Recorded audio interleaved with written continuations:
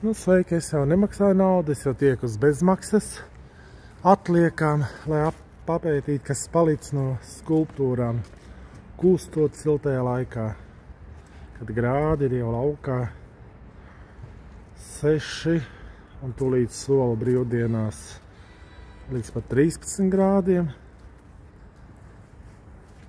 Bet var palaik paskatīties, vēl tagad uzspēt tie, kas nav bijuši, izpētīt ledus skulptūras.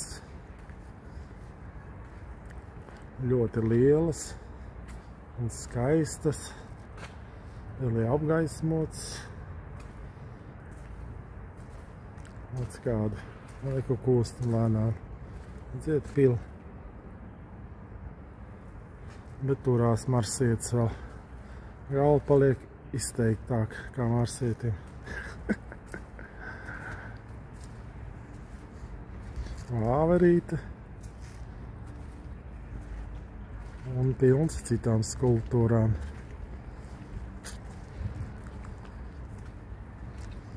Lācīši. Tas vēl veids aizmirsts drēbes, bet stāv pie kaut kāds raķets, nezinu, kas tas ir. Dambretu galds un viss pārējais. Redziet, ļoti daudz vēl ir. Un arī iesaldētās lietiņas. Koku zari. Kāds latviešiem ir, nesaka kods, teiksim, atlieks iesaldēts, bet saka to, kas ir rakstīts. Egļu un priedes zari. Nu, te kas te? Kinderolas. Redz, cik smuki.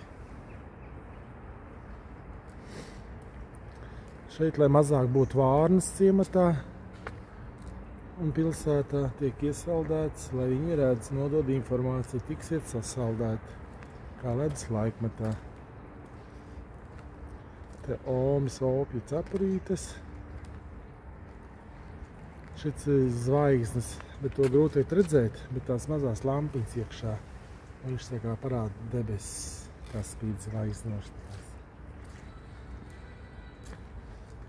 Un šeit saucās Vārde guļ ledu.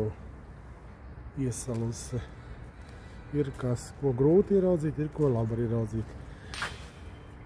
Pujenes, puķītes. Arī akmeņi var sasalt kopā ar putniņiem. Un te ir grūti sardzams, jo te bija domāts zivs asaka, bet te ir palikusi tikai asaka no zivs. Nu, rozes koki un viss pārējais. Vēja jums vēl pabūt un izbaudīt šai skaistā Jelgavas, nezinu kā saucās, estrādē, laipni lūgti ciemos. Baudīt šīs skaistās lietiņas. Mākslinieku izdomu. Baudiet no sirds.